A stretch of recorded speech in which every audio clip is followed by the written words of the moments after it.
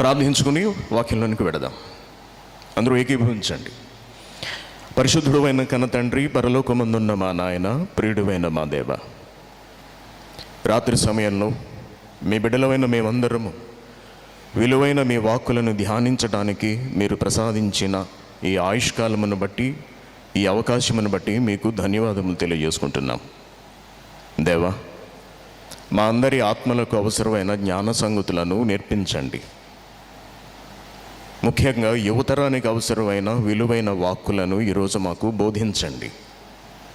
వాక్యాన్ని ప్రకటిస్తున్న నాకును సమయోచితమైన జ్ఞానమునివ్వమని క్రీస్తు పేరిట ఈ ప్రార్థన మీకు సమర్పిస్తున్నాము తండ్రి. ఆమేన్. ఈ సభలో ఈరోజు మనం చూడబోతున్న అంశం అరచేతిలో అగ్నిగుండం. అరచేతిలో అగ్నిగుండం. అరచేతిలో అగ్నిగుండం అనగానే మీ అందరికీ ఒక ఆలోచన, ఒక అభిప్రాయం కలిగి ఉంటుంది అని నేను భావిస్తున్నాను. అగ్నిగుండం అనగానే అది ఎక్కడో పాతాళ లోకంలో ఉన్నటువంటి ఒక భాగము అనే విషయం మనకు తెలుసు. మనిషి మరణంతో అగ్నిగుండానికి వెళ్ళిపోతాడు అనగా దేవుని కొరకు బ్రతకనివాడు, ఆలోచించినవాడు అగ్నిగుండానికి వెళ్ళిపోతాడు అని మనకు తెలుసు. మనం మరణించి వెళ్ళవలసిన అగ్నిగుండం మన చేతిలో ఉండటం ఏమిటి? మన మరణంతో, మానవులు మరణంతో వెళ్ళి పడవలసిన అగ్నిగుండం ఈ లోకంలో కాక మరొక లోకంలో ఉండేటటువంటి అగ్నిగుండం అరచెయ్యి అనగా మనిషికి ఉన్నటువంటి చెయ్యి మనందరికీ తెలుసు. ఎక్కడో ఉండాల్సిన అగ్నిగుండం అరచేతిలోనికి రావడం ఏమిటి? ఈ విషయం మనం కాస్త లోతుగా ఆలోచిస్తే, ఇప్పటి వరకు మన బ్రదర్ మనకు నేర్పించారు, సెల్ ఫోన్ ఈరోజు మనిషి జీవితాన్ని శాసిస్తోంది. మనిషి తన ఆశలన్నీ ఎవరిపై పెట్టుకున్నాడంటే సెల్ ఫోన్ పైనే పెట్టుకున్నాడు. ఉదయం లేచిన వెంటనే ఇళ్ళల్లో దడుంకోవాలి. పక్కన ఉండవలసిన మనిషి ఉన్నదా లేదా, ఉన్నాడా లేదా అని కాదు. ఎందుకు? ఫోన్ ఉందా లేదా. లేచిన వెంటనే భార్య మొహం చూడడము, లేచిన వెంటనే బిడ్డల మొహం చూడడము చేస్తూ ఉండేవాళ్ళు గతంలో. కానీ ఇప్పుడు లేచిన వెంటనే ఎవరిని చూడాలి? ఫస్ట్ సెల్ ఫోన్ను చూడాలి. ఆ తర్వాతే మన దినచర్య ప్రారంభమవుతుంది. కొంతమంది బాత్రూంలో కూడా సెల్ ఫోన్ తీసుకెళ్ళి కూర్చుంటారు, లేకపోతే పని అవ్వదు. ఎంత భయంకరంగా రోజులు మారాయో చూడండి దేవుని పిల్లలారా. ఈ సెల్ ఫోన్ చాలా సుగుణాలు కలిగినది ఒక రకంగా చెప్పాలి అంటే. ఎక్కడో నేను విదేశాల్లో ఉంటాను. నేను కువైట్కి వెళ్ళిన నాటికి సెల్ ఫోన్స్ లేవు. మామూలు ఇంటర్నెట్ కాల్స్లో మాట్లాడుకోవడమే. మా అమ్మగారికి ఫోన్ చేసి మాట్లాడుతూ ఉండేవాడిని, ఆవిడ నాకు ఫోన్ చేస్తూ ఉండేది. ఈ సెల్ ఫోన్స్ వచ్చిన తర్వాత ఒకరినొకరు చూసుకునే అవకాశం ఏర్పడింది చక్కగా కదా. ఆవిడకి ఎప్పుడన్నా నన్ను చూడాలనిపించినప్పుడు వీడియో కాల్ చేస్తుంది. నేను ఎప్పుడన్నా తల్లిని చూడాలి అని అనుకున్నప్పుడు వీడియో కాల్ చేసి మాట్లాడుతూ ఉంటాను. చక్కటి సౌలభ్యం, చక్కటి సదుపాయం ఈ సెల్ ఫోన్ వల్ల మనకు లభిస్తుంది అని మనం నిస్సందేహంగా చెప్పవచ్చు. అయితే దాన్ని వాడే విధానంలో, దాన్ని ఉపయోగించుకునే విధానంలో తేడాల వలన మనిషి చాలా తేలిగ్గా దానికి అడిక్ట్ అయిపోతున్నాడు. చూడకూడని వాటిని చూస్తూ తన బ్రతుకును తానే సర్వనాశనం చేసుకుంటున్నాడు. సో ఈ సెల్ ఫోన్ అనేది ఈ రోజున ఎలా మారిందంటే, మనకు అరచేతిలో స్వర్గం చూపిస్తుంది కదా. మనకు అరిచేతిలో స్వర్గం చూపిస్తుంది అని మనం అనుకుంటూ ఉంటాం. కానీ అది చూపించేది స్వర్గం కాదు. స్వర్గం చూపిస్తున్నట్టుగా అనిపిస్తూ మనకు నరకాన్ని చూపిస్తుంటుంది. కళ్ళు మూసే నాటికి నరకానికి వెళ్ళిపోతాం అన్నమాట. అంత పవర్ఫుల్గా ఈరోజు సెల్ ఫోన్ పనిచేస్తుంది. Very good. మంచికి ఉపయోగించే వాళ్ళు ఎల్లప్పుడూ దానిని మంచికే ఉపయోగిస్తూ ఉంటారు. కానీ చెడుకు ఉపయోగించుకునే వాళ్ళు కూడా దాన్ని చాలా అద్భుతంగా వాడుకుంటున్నారు అనే విషయం మనకు తెలుసు. దేవుని పిల్లారా, దుష్టుడు, అపవాది వాడి గురించి మనకు బాగా తెలుసు. వాడి ప్రయత్నము, వాడి తాపత్రయము, వాడి ఆలోచన, వాడి గమ్యము, వాడి లక్ష్యము ఒకటే. అదేమిటంటే దేవుని కుమారులైన మనుషులను ఎవ్వరినీ కూడా దేవుని చెంతకు వెళ్ళనివ్వకూడదు. ఎన్ని రకాలుగా బంధించాలో అన్ని రకాలుగాను వాడు బంధిస్తూ ఉంటాడు, అన్ని రకాలుగాను వాడు మాయ చేస్తూ ఉంటాడు. ఇటువంటి వాటిలో వాడు అందవేసిన చెయ్యి అని మనం చెప్పుకోవచ్చు. ఒక దేశాన్ని అస్థిరపరచాలి అంటే చాలా విధాలుగా శత్రు దేశాలు ప్రయత్నిస్తూ ఉంటాయి. ఒక దేశాన్ని అస్థిరపరచాలి. ఫర్ ఎగ్జాంపుల్, భారతదేశం ఉంది, పాకిస్తాన్ మనకు శత్రు దేశం అని మనం ఎప్పుడు భావిస్తూ ఉంటాం. పాకిస్తాన్ మనపై కుట్ర చేస్తుంది, పాకిస్తాన్ మన దేశంలోనికి తీవ్రవాదులను పంపిస్తుంది, పాకిస్తాన్ మన దేశంలో వేర్పాటు వాదాన్ని లేవదీస్తుంది. పాకిస్తాన్ భారత ప్రజల మీద జిహాద్ను ప్రకటిస్తోంది, లవ్ జిహాద్ను కూడా ప్రకటిస్తోంది, రాజకీయ అస్థిరతను సృష్టిస్తోంది, సైనిక గందరగోళానికి ప్రయత్నిస్తోంది, భారతదేశం రక్షణపై ఎక్కువ ఖర్చు పెట్టేటట్టుగా చేస్తూ దేశ సుస్థిరతను లేక దేశ ఆర్థిక స్థితిగతులను అతలాకుతలం చేస్తోంది అనే మాటలు మనం వింటూ ఉంటాం. అంటే ఎన్ని రకాలుగా ఒక దేశాన్ని దెబ్బతీయాలో, ఎన్ని రకాలుగా మట్టు పెట్టాలో అన్ని రకాలుగాను దెబ్బతీయడానికి, మట్టు పెట్టడానికి శత్రు దేశం ఎప్పుడూ ప్రయత్నిస్తూనే ఉంటుంది. అలాగే అపవాది కూడా మానవులను ఎక్కడ దెబ్బ కొట్టాలా అని వాడు ఎప్పుడూ ఆలోచిస్తూ ఉంటాడు. ఎవరిని మృంగుదునా అని వాడు వెతకుచూ తిరుగుచూ ఉంటాడు అనే విషయం మనకు తెలుసు. ఎవరిని మృంగుదునా మాత్రమే కాదు, వాడు ఎలా మింగాలా అని కూడా ఎప్పుడు ఆలోచిస్తూ ఎప్పటికప్పుడు కొత్త పద్ధతులు వాడు అవలంబిస్తూనే ఉంటాడు. ఎప్పుడో కువైట్ వెళ్ళకముందు ఒక సినిమాలో ఒక బిట్ అనమాట, ఒక వ్యక్తిని చంపడానికి ప్లాన్ చేశారు. వాళ్ళు ఎన్ని రకాలుగా ప్రయత్నిస్తారంటే, ఇదిగో వీడిప్పుడు నడిచి వెళ్తుంటాడు కదా, వీడిని ఫాలో అవ్వడానికి ఒకరిని పెట్టాను, వాడిని ఫాలో చేసి వాడిని ఫలానా చోట చంపేస్తాడు. ఒకవేళ ఇక్కడ కనుక వీడిని చంపలేకపోయినా, వాడు తప్పించుకున్నా, వాడు మరికొంచెం ముందుకు వస్తాడు కాబట్టి అక్కడ మన వాళ్ళను ఒక 10 మందిని పెట్టాను. వాడు చాలా బలవంతుడు, ఎవరు, హీరో. వీడి 10 మందిని కూడా కొట్టేసి అక్కడి నుంచి ఏదన్నా పట్టుకుని మరొక ప్రాంతానికి వెళ్ళిపోయే ప్రయత్నం చేస్తే అక్కడ 3 సుమోలు పెట్టాను. అంటే మొదట తప్పించుకున్నవాడు రెండవ బ్యాచ్కి దొరుకుతాడు, ఆ బ్యాచ్ని తప్పించుకున్నవాడు సుమోల్లో మన వాళ్ళు ఉన్నారు కత్తులు పట్టుకుని, తప్పనిసరిగా వాళ్ళకి దొరికి తీరుతాడు. అక్కడ కూడా వాళ్ళు తప్పించుకున్నాడా, అక్కడ నుండి వాడు ఇదే మార్గంలో వస్తాడు కాబట్టి అక్కడ 10 సుమోలు ఏర్పాటు చేశాను, ఖచ్చితంగా వాడు అక్కడ దొరికి తీరవలసిందే. ఇక 10 సుమోల్లో ఉన్న వాళ్ళను కూడా వీడు మట్టు పెట్టేశాడా, ఇక చివరిగా నేను ఒక్కడిని నించునుంటాను, నేను తెలుస్తాను వాడి సంగతి. అంటే ఎక్కడ దొరికితే అక్కడ, ఎలా వీలైతే అలా, ఒక చోట తప్పుకుంటే మరొక చోట, ఒక విధానంలో చేజారితే మరొక విధానంలో ఏదో ఒక విధంగా వాడిని చంపేసేయాలి. అలాగే అపవాది, దుష్టుడు అనేక విధాలుగా దేవుని బిడ్డలను మట్టుబెట్టడానికి ప్రయత్నిస్తూనే ఉంటాడు. క్రైస్తవుడు దేవుని చెంతకు వెళ్ళకూడదు. క్రైస్తవుడు మరణంతో దేవుడి దగ్గరకు వెళ్ళకూడదు.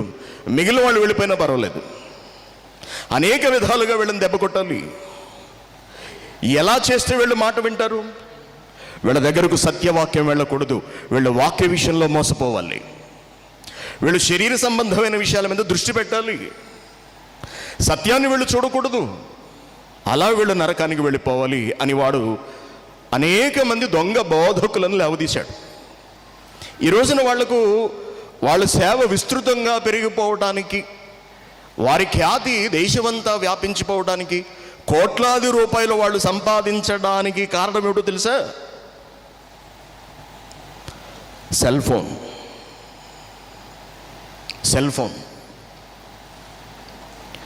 ఫోన్ల ద్వారా మెసేజ్లను పంపడం, చిన్న చిన్న బిట్లుగా కూడా వాటిని పంపించడం, ఫోన్ ద్వారా అనేక మందిని తమ సంఘం వైపుకు, తమ బోధల వైపుకు ఆకర్షించటం. ఇలా కొంతమందిని దుష్టుడు తన గ్రిప్పులో, తన చేతిలో పెట్టుకున్నాడు. ఇకపోతే రెండవ వర్గం మత ఛాందసవాదులు. మత ఛాందసవాదులు అంటే ఎవరో మీకు తెలుసు. తమ మతమే గొప్పదని భావిస్తూ ఇతర మతాలను కించపరుస్తూ అవసరమైతే వాటిని నాశనం చేసైనా సరే తమ మతాన్ని స్థిరపరుచుకోవాలి అని ప్రయత్నించేవాళ్ళు. వీళ్ళనే మత ఛాందసవాదులు అంటారు. వాళ్ళు కూడా ఈ సెల్ ఫోన్ను చాలా విస్తృతంగా వాడుతున్నారండి. ఎంత విస్తృతంగా అంటే ఒక వ్యక్తి దగ్గర 600 వాట్సాప్ గ్రూపులు ఉన్నాయట. ఒక్క మనిషికి 600 వాట్సాప్ గ్రూపులు. మీరు ఆలోచించండి ఎలా ఉందో పరిస్థితి. నా ఫోన్లో ఇంచుమించుగా 50 వాట్సాప్ గ్రూపులు ఉన్నాయండి. 50ను చూడటానికి నాకు టైం ఉండదు. ఒక్కొక్కసారి ఇంచుమించుగా 35 వాట్సాప్ గ్రూపులు ఇండియా నుంచి ఉంటే, ఒక 5 గ్రూపులు కువైట్ నుంచి ఉంటే, మిగిలినవి మా కంపెనీకి సంబంధించినవి అవి ఇవన్నీ కూడా ఉంటున్నాయి. ఈ వాట్సాప్ గ్రూపులో వీళ్ళు ఏం ప్రచారం చేస్తున్నారు? క్రైస్తవుల మీద వ్యతిరేకతను ప్రచారం చేసుకుంటూ వెళుతున్నారు. ఈ వ్యతిరేక ప్రచారానికి చాలామంది యువత ఆకర్షితులైపోతున్నారు. మీరు కూడా యువకులే. మీలో చాలామంది యువకులు ఉన్నారు, మీలో చాలామంది యువతులు కూడా ఉన్నారు. యువతరం లేక యవ్వన దశ, యవ్వన వయసు చాలా శక్తివంతమైనది, అదే సమయంలో చాలా ప్రమాదకరమైనది కూడా. ఈ మతఛాందసవాదుల ప్రయత్నం ఏమిటంటే క్రైస్తవ్యంలో ఉన్న వాళ్లను ఏదో ఒక విధంగా బలహీనపరిచి వాళ్ళ వైపు తిప్పుకోవాలి అనే ప్రయత్నం. ఈ ప్రయత్నంలో వాళ్ళు ఏం చెబుతున్నారు అంటే, మీరు సువార్త ప్రకటిస్తూ రోడ్ల మీదకి వస్తున్నారు, మా దేవుణ్ణి నమ్ముకోండి, మా బైబిల్ నమ్ముకోండి అని మీరు చెబుతున్నారు కదా. ఎందుకు నమ్మాలండి మీ బైబిల్ను? మేము ఎందుకు నమ్మాలి చెప్పండి? మీ బైబిల్ గ్రంథంలో అసలు మా గురించి ఏం రాస్తుంది? మీ గ్రంథంలో మా గురించి ఏం రాస్తుంది? ఎంత చిన్న చూపు చూశాడు మీ దేవుడు, ఎంత దారుణంగా అవమానించాడు మీ దేవుడు, మమ్మల్ని ఎన్నేసి మాటలు అన్నాడు మీ దేవుడు. అటువంటి దేవుడిని మేమెందుకు నమ్మాలి? మీ దేవుడు మమ్మల్ని ఏమన్నాడు? మమ్మల్ని అన్యులు అన్నాడు. అన్యులని మమ్మల్ని పక్కకు నెట్టేశాడు. మమ్మల్ని నానా మాటలు అన్నాడు. మమ్మల్ని చంపమని చెప్పాడు, మమ్మల్ని హింసించమని చెప్పాడు, మా విగ్రహాలను ధ్వంసం చేయమని చెప్పాడు, మా ఆలయాలను పడగొట్టమని చెప్పాడు. అటువంటి మీ దేవుణ్ణి మేమెందుకు నమ్మాలి? ఇలా వీళ్ళు మాట్లాడుతూ ఆ మాట్లాడిన వాటన్నిటినీ కూడా వాట్సాప్లో ప్రచారం చేస్తున్నారండి. ఇది నేను ఎందుకు చెబుతున్నానంటే, మా 10th క్లాస్ వాళ్ళందరూ కలిపి ఒక వాట్సాప్ గ్రూప్ పెట్టారు. వాటిలో దీన్ని పోస్ట్ చేశారండి. వాట్సాప్ గ్రూప్లో దీన్ని పోస్ట్ చేశారు. ఒకరి నుండి మరొకరు దీన్ని సర్క్యులేట్ చేసుకుంటూ వెళుతున్నారు. నాతో ఎంతో బాగా ఉండే, ఎంతో చక్కగా ఉండే నా స్నేహితులు కూడా నేను క్రైస్తవుడని తెలిసిన వెంటనే వాళ్ళ ముఖాలు మాడిపోయాయి. ఎంతో చక్కగా మూవ్ అయ్యేవారు నాతోటి, వాళ్ళ పద్ధతులన్నీ మారిపోయేప్పుడు నన్ను ఒక శత్రువులా, నన్ను ఒక కానివాడిలా, నన్ను ఒక పరాయివాడిలో చూస్తున్నారు. ఫోన్ చేసినా సరిగ్గా మాట్లాడే పరిస్థితులు లేవండి ఇప్పుడు.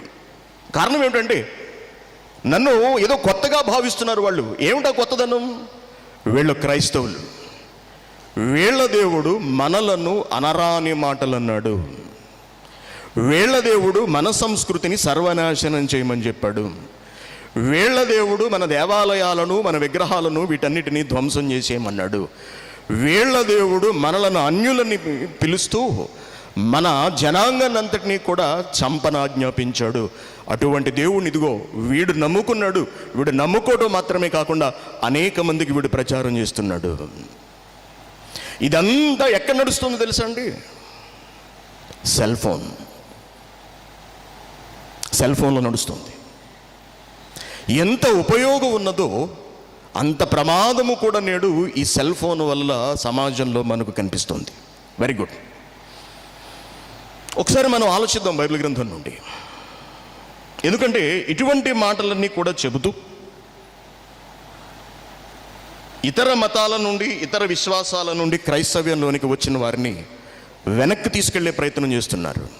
వెనుకకు ఘర్ వాపసి అనే పేరుతో అనేక మంది క్రైస్తవులను వెనుకకు తీసుకెళ్ళిపోతున్నారు.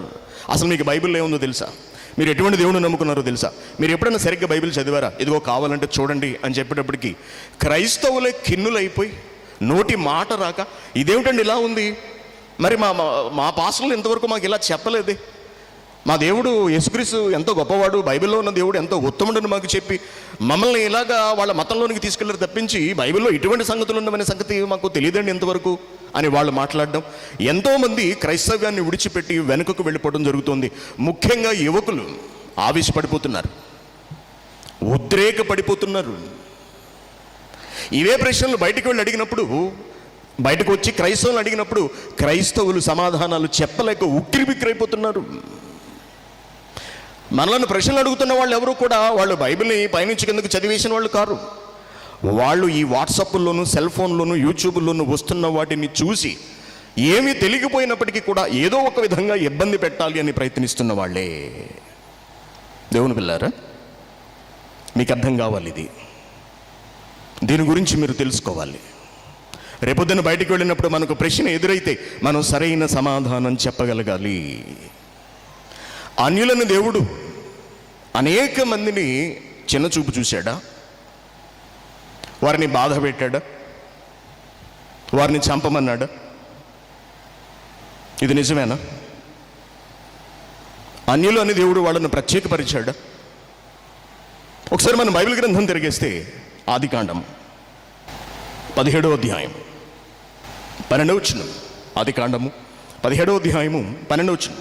8 దినముల వయసు గలవాడు అనగా నీ ఇంట పుట్టినవాడైనను నీ సంతానము కాని అన్యుని యొద్ద వెండితో కొనబడిన వాడైనను అన్నాడు. చూడండి, నీ సంతానము కాని అన్యుని యొద్ద వెండితో కొనబడిన వాడైనను అంటే అబ్రాహాము కాలం నాటికే అన్యులు ఉన్నారా? ఉన్నారు. అబ్రాహాముతో దేవుడు మాట్లాడుతూ అన్యుడు అనే పదాన్ని మొట్టమొదటి బైబిల్ గ్రంథంలో ఇంచుమించుగా మొట్టమొదట దేవుడు ప్రస్తావించడాన్ని మనం చూస్తున్నాం. అంటే అప్పటికే అన్యులు ఉన్నారా? ఉన్నారు. ఈ లెక్కన ప్రపంచంలోని మొట్టమొదటి అన్యులు ఎవరు? ప్రపంచంలో మొట్టమొదటి అన్యులు అంటే ఎవరు? అసలు ఈ అన్యులు ఎక్కడి నుంచి వచ్చారు? వీళ్ళు చంద్రమండలం నుంచి వచ్చారా? ఇతర గ్రహాల నుండి వచ్చారా? ఏమండి? లేకపోతే మరొక నక్షత్ర మండలం నుండి ఎక్కడి నుంచి అయినా వీళ్ళు వచ్చారా? ఎవరు వీళ్ళు ఈ అన్యులు? దేవుని పిల్లలారా, అన్యులు అంటే ఎవరో మనకు అర్థం కావాలి అంటే ముందుగా అన్యుడు అనే పదానికి ఉన్న అర్థం ఏమిటో మనం చూడాలి. అన్యుడు అనగా పరాయివాడు. రాసుకోండి, అన్యుడు అనగా పరాయివాడు. యూత్ మీరందరూ చాలా జాగ్రత్తగా మీరు దీన్ని వినాలి, దీన్ని రాసుకోవాలి. అన్యుడు అనగా వేరైన వాడు. అన్యుడు అనగా విడిచి వెళ్ళినవాడు. అన్యుడు అనగా పరాయివాడు. అన్యుడు అనగా పరజనుడు. అన్యుడు అనగా వేరైన వాడు అని అర్థాలు వస్తాయి. Very good. ఇప్పుడు వీటన్నిటిని మీరు మైండ్లో ఉంచుకుని అసలు ప్రపంచంలో మొట్టమొదట అన్యుడిగా పరిగణింపబడిన వాడు, అన్యుడైన వాడు ఎవడు అనే సంగతిని ఆలోచిద్దాం. దేవుని పిల్లారా, దేవుడు యథార్థవంతుడు, దేవుడు నీతివంతుడు. అంతేకాదు, దేవుడు అందరికీ తండ్రి, అందరి ఆత్మలకు తండ్రి. దేవుడు పరిశుద్ధుడు, ఆయన పవిత్రుడు. ఆయన బిడ్డలైన ప్రతి ఒక్కళ్ళు కూడా పరిశుద్ధులై పవిత్రులై తన మాట వినేవారిగా ఉండాలి అని ఆయన ఆశపడ్డాడు, తాపత్రయపడ్డాడు. ఈ క్రమంలో మనం ఒక్కసారి ఆదికాండానికి వెడదాం. ఆదికాండానికి వెళ్ళి మొదటి జంట దగ్గరకు మనం చేరుకుని కొన్ని విషయాలు మనం పరిశీలించే ప్రయత్నం చేద్దాం. ఈ జంటకు అన్యజనులకు ఏమైనా సంబంధం ఉన్నదా? ఈ జంటకు అన్యజనులకు ఏమైనా సంబంధం ఉన్నదా లేదా అనే విషయాన్ని మనం తెలుద్దాం. Very good. ఆదికాండము 2వ అధ్యాయానికి మనం వెళదాం. ఆదికాండము 2వ అధ్యాయం 2వ అధ్యాయము 16వ వచనం. దేవుడు ఆదాముతో మాట్లాడుతున్నాడు. మరియు దేవుడైన యెహోవా, ఈ తోటలోనున్న ప్రతి వృక్ష ఫలమును నీవు నిరభ్యంతరంగా తినవచ్చు ఆదాము. అయితే మంచి చెడ్డల తెలుగునిచ్చు ఆ వృక్ష ఫలాన్ని మాత్రము నువ్వు తినకూడదు. నువ్వు వాటిని తినేదినాన్న నిశ్చయముగా నువ్వు చచ్చిపోతావు అని దేవుడు చెప్పడాన్ని మనం చూస్తున్నాం ఇక్కడ. Very good. ఇది జరిగింది. తర్వాత దేవుడు హవ్వని చేశాడు. హవ్వకు విషయం అంతా తెలుసు. అపవాదం వచ్చింది, హవ్వతో మాట్లాడుతోంది. హవ్వను ఒక ప్రశ్న అడిగాడు అపవాది. ఏమని? ఏమిటిది నిజమా? 3వ అధ్యాయం ఉంటుంది కదా. ఏమిటిది నిజమా? ఈ తోట చెట్ల ఫలములలో లేక ఈ తోట చెట్లలో దేని ఫలములనైనా తినవద్దని దేవుడు చెప్పానా అని అడిగాడు. అడిగేటప్పటికి హవ్వ ఏం చెప్పింది? నిర్మోహమాటంగా, నిరభ్యంతరంగా ఏం మాట్లాడిందంటే, ఎస్, దేవుడు మాతో చెప్పాడు, ఫలానా చెట్టు ఫలాన్ని ఎట్టి పరిస్థితుల్లోనూ తినడానికి వీలు లేదు అని దేవుడు మాతో చెప్పాడు అని ఖండితంగా చెప్పింది. చెప్పేటప్పటికి అపవాది వాడి తంత్రాలు, వాడి ట్రిక్స్, ఎవరిని ఎలా మట్టు పెట్టాలో వాడికి తెలుసు కదా. అలా మట్టు పెట్టే ప్రయత్నాన్ని వాడు ప్రారంభించాడు. ఏమన్నాడు? నీ అంత పిచ్చిదాన్ని, వెర్రిబాగుల దాన్ని నేను ఎంతవరకు ఎక్కడ చూడలేదు. నీకు అసలు విషయం తెలీదు. అదేమిటంటే, మీరు పండు కనుక తింటే ఏమంటుంది చూడండి. వాడు ఏమంటున్నాడు? అందుకు సర్పము 4వ వచనం, మీరు చావనే చావరు, ఎలయనగా మీరు వాటిని తిను దినమున మీ కళ్ళు తెరవబడతాయి కాబట్టి, మీరు మంచి చెడ్డలను తెలుసుకుంటారు కాబట్టి, మీరు దేవతల వలె అయిపోతారు కాబట్టి, మీకంత అవకాశం ఇవ్వకుండా దేవుడే వాటి జోలికి మిమ్మల్ని వెళ్ళనివ్వకుండా కట్టడి చేశాడు. కాబట్టి నువ్వు ఆలోచించు, నువ్వు తెలివైన దానివి, నీకు కుటుంబం ఉంది, నీకు సంసారం ఉంది, రేపన్న రోజు నీకు పిల్లలు పుడతారు. కాబట్టి నీ గురించి నువ్వు ఆలోచించుకోవడం అవసరము. మీ ఆయన ఒక వెర్రిబాగుల వాడు, మీ ఆయనకి ఏం తెలియదు. కనీసం నువ్వన్న నీ కుటుంబం గురించి ఆలోచించు అనేటప్పటికీ హవ్వ ఆలోచనలో పడిందండి. ఆలోచించింది. భర్తతో డిస్కస్ చేసింది, భర్తతో మాట్లాడింది, భర్తను చేత పండు తినిపించింది.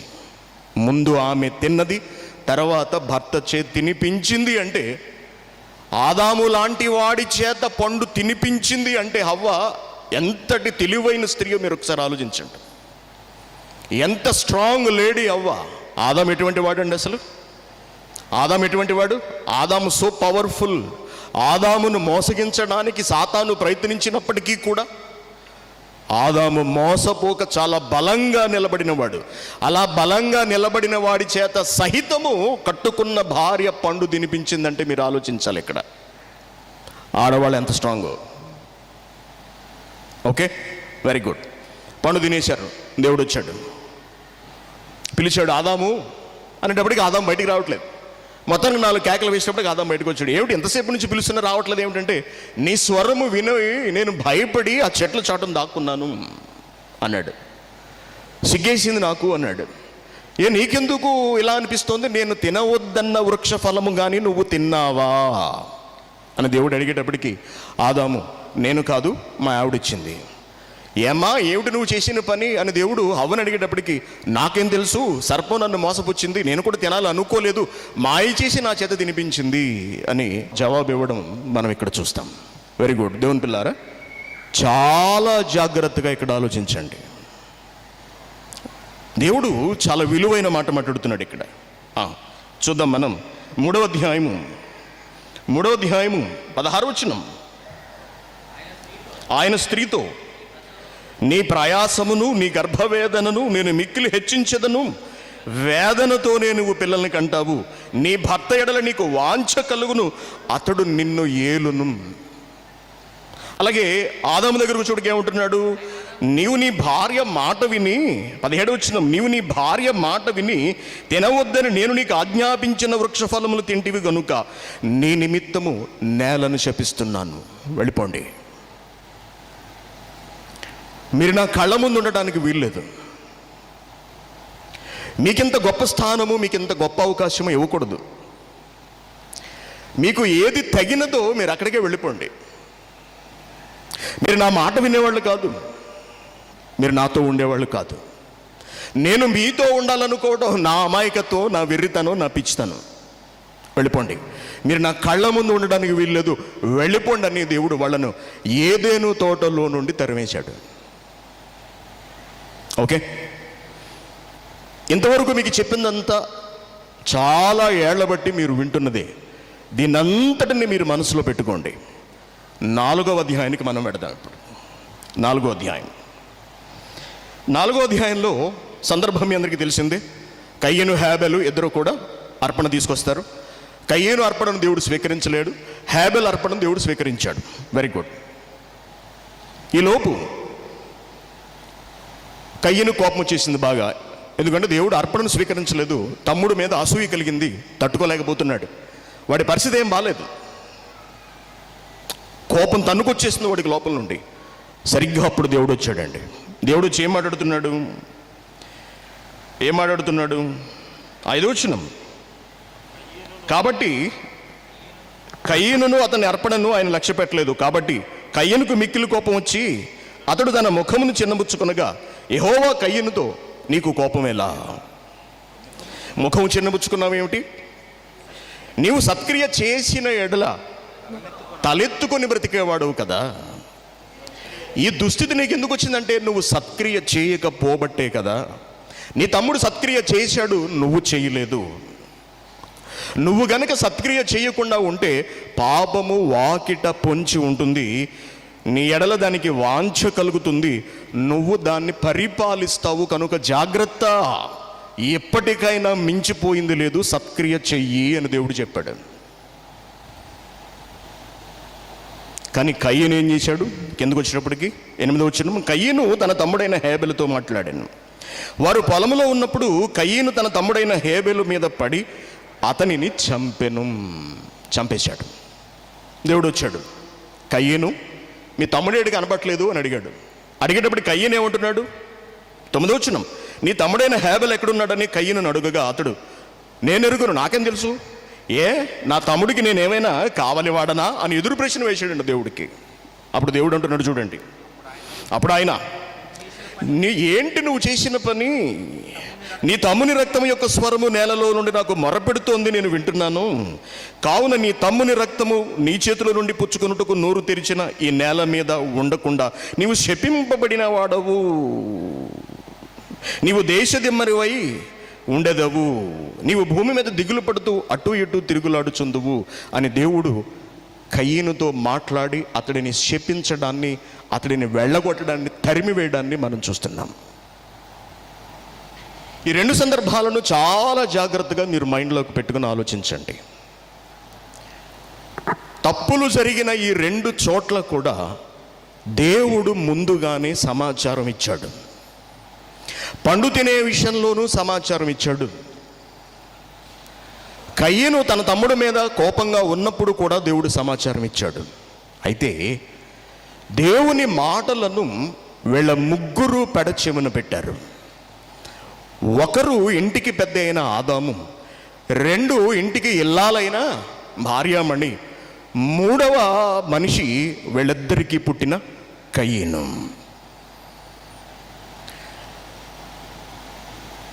వీళ్ళ ముగ్గురికి నచ్చలేదు. ఏమి నచ్చలేదు? దేవుని మాటలు నచ్చలేదు, దేవుని రూల్స్ నచ్చలేదు, దేవుని కండిషన్స్ నచ్చలేదు, దేవునితో కలిసి బ్రతకడం ఇబ్బందిగా అనిపించింది. పర్వాలేదు, మేము విడిగా బ్రతుకుతాం, దేవుడు లేకపోయినా మేము బ్రతుకుతాం, మాకేం నచ్చలేదు అనుకున్నారు. దేవుడిని ఉద్దేశపూర్వకంగా ఎదిరించారు. ఆలోచించండి, దేవునిని ఉద్దేశపూర్వకంగా ఎదిరించారు. వీళ్ళు ఎదిరించి నిలబడ్డారు. తన సముఖము నుండి దేవుడు వాళ్లను పంపించి వేశాడు. అంటే వీళ్ళు దేవుని నీతిలో బ్రతకలేకపోయారు, దేవుని ఆజ్ఞలలో జీవించలేకపోయారు, దేవునిని హత్తుకొని ఉండలేకపోయారు. వీళ్ళు లోకాన్ని చూశారు, లోకాన్ని ఆశించారు. దేవుడి కన్నా ఎక్కువగా లోకమే కావాలి అనుకున్నారు. వాళ్ళు తమంతట తాముగా దేవునికి దూరం అయ్యారు, తమంతట తాముగా దేవునికి దూరం అయ్యారు. ఓకే, 5వ అధ్యాయానికి వెడదాం మనం ఒకసారి. మనం ఏం పాఠం చూస్తున్నామో మీకు అందరికీ మరొకసారి చెబుతున్నాను. అన్యులు ఎవరు? ఈ రోజున వీళ్ళ చేతిలో ఉన్న ఆయుధం ఏమిటి? అరిచేతిలో అగ్నిగుండం అంటే ఏమిటి అసలు? చూద్దాం ఒకసారి. 5వ అధ్యాయము 1వ వచనం నుండి. ఆదాము వంశావళి గ్రంథము ఇదే. దేవుడు ఆదాము సృజించిన దినమున దేవుని పోలికగా అతనిని చేసెను, మగవానిగాను ఆడవానిగాను వారిని సృజించి వారు సృజింపబడిన దినమున వారిని ఆశీర్వదించి వారికి నరులని పేరు పెట్టెను. ఆదాము 130 ఏండ్లు బ్రతికి తన పోలికగా తన స్వరూపమున కుమారుని కని అతనికి షేతుని పేరు పెట్టెను. షేతును కనిన తర్వాత ఆదాము బ్రతికిన దినములు 800 ఏండ్లు. అతడు కుమారులను కుమార్తెలను కనెను. ఆదాము బ్రతికిన దినములన్నీ 930 ఏండ్లు. అప్పుడు అతడు మృతి నొందెను. Very good. 6వ వచనం. షేతు 105 ఏండ్లు బ్రతికి ఎనోషును కనెను. ఆదాము 930 ఏండ్లు బ్రతికాడు. ఆలోగా 2 పుట్టారు, 2 చచ్చిపోయారు. తర్వాత షేతు పుట్టాడు. షేతు పుట్టిన తర్వాత చాలామంది పిల్లలను కన్నట్టుగా మనకి ఎక్కడ కనిపిస్తుంది, రాయబడి ఉంది. అయితే వాళ్ళలో ఒక్క షేతు పేరు మాత్రమే ప్రస్తావించబడింది. అలాగే ఈ షేతు కూడా వివాహం చేసుకున్నాడు. షేతుకు ఎనోషు అనేవాడు పుట్టాడు. ఓన్లీ ఎనోషు పేరు మాత్రమే వ్రాయబడింది, మిగిలిన వారి పేర్లు వ్రాయబడలేదు. ఎందుకు వ్రాయలేదు? వ్రాయించకపోవడానికి కారణం ఏమిటి? అలా మనం క్రిందకి చదువుకుంటూ వస్తే 12వ వచనంలో కెయినాను, ఎనోషు కొడుకు కెయినాను అతడు పుట్టాడు. అలాగే ఈ కెయినాను 15వ వచనంలో మహలేలు అనే అతన్ను కనినట్టుగా మనకు కనబడుతోంది. ఈ మహలేలు కిందకు వచ్చేటప్పటికి ఎరెదు అనే అతన్ని కన్నాడంట. 18వ వచనంలో ఎరెదు అనే పేరును చూడండి, ఎరెదు. వీళ్ళందరూ 100 ఏళ్ళు బ్రతికిన వాళ్ళు, ఏదో ఒకడిని కన్న తర్వాత చచ్చిపోయిన వాళ్ళు కారండి. 100 ఏళ్ళు బ్రతికి, ఒక విధంగా చెప్పుకోవాలంటే 100 మందినే కన్నారు అని మనం చెప్పుకోవచ్చు. పోనీ 10 మందినే కన్నారు అనుకుందాం. 10 మందిలో అయినా ఒక్కడి పేరే ఉండడం ఏమిటి? కిందకు వచ్చేటప్పటికి 21వ వచనం. ఎరెదు హనోకును కన్నాట. 21వ వచనం. హనోకు 65 ఏండ్లు బ్రతికి మెతూషలను కనెను. హనోకు మెతూషలను కనిన తర్వాత 300 ఏండ్లు దేవునితో నడుచుచు కుమారులను కుమార్తెలను కనెను. హనోకు దినములన్నీ 365 ఏండ్లు. హనోకు దేవునితో నడిచిన తర్వాత దేవుడు అతనిని తీసుకుని పోయిన గనుక అతడు లేకపోయాను. 25. మెతూషల 180 ఏండ్లు బ్రతికి లెమెకును కనెను. 28. లెమెకు 182 ఏండ్లు బ్రతికి ఒక కుమారుని కని భూమిని యెహోవా శపించినందువలన కలిగిన మన చేతుల కష్టము విషయంలో, మన పని విషయంలోనూ ఇతడు మనకు నెమ్మది కలుగు చేయననుకుని అతనికి నోవహు అని పేరు పెట్టెను. ఈ వంశావళి అంతటినీ కనుక మనం గమనిస్తే ఒక్కొక్కరి పేరు మాత్రమే వ్రాయబడింది, మిగిలిన వాళ్ళ పేర్లు వ్రాయబడలేదు. ఈ ఒకరి పేరే ఎందుకు వ్రాయబడింది? మిగిలిన వాళ్ళు ఎక్కడికి వెళ్ళారు, వీళ్ళు ఏమయ్యారు? ఈ పేర్లు వ్రాయబడిన వాళ్ళు ఎవరు అని మనం ఆలోచిస్తే హనోకు దగ్గరకు వెళ్ళి మనం ఆగవలసి ఉంటుంది. హనోకు గురించి ఏం చెబుతున్నాడు? 22వ వచనంలో హనోకు మెతూషలను కనిన తర్వాత 300 ఏండ్లు దేవునితో నడుచుచు కుమారులను కుమార్తెలను కనెను. దేవునితో నడుచుచు. ఓకే, హనోకు దేవునితో నడిచాట. దేవునితో నడవటం అంటే ఏమిటి? దేవునితో నడిచేవాడు ఎవరు? ఏమండి, దేవుడితో నడిచేవాడు అంటే ఎవరు? 6వ అధ్యాయంలో 9వ వచనాన్ని మనం చూద్దాం. అదే ఆదికాండము 6వ అధ్యాయం 9వ వచనం. నోవహు వంశావళి ఇదే. నోవహు నీతిపరుడును తన తరములో నిందారహితుడునై ఉండెను. నోవహు దేవునితో కూడా నడిచినవాడు. నీతిపరుడు, నిందారహితుడు, దేవునితో నడిచినవాడు. అంటే దేవునితో నడిచినవాడు నీతిపరుడు అన్నమాట. అంటే దేవునితో ఎవరైతే నడిచారో వారి పేర్లు మాత్రమే ఇక్కడ ప్రస్తావించబడినవా? ఎస్. మరి మిగిలిన వాళ్ళు లేరి?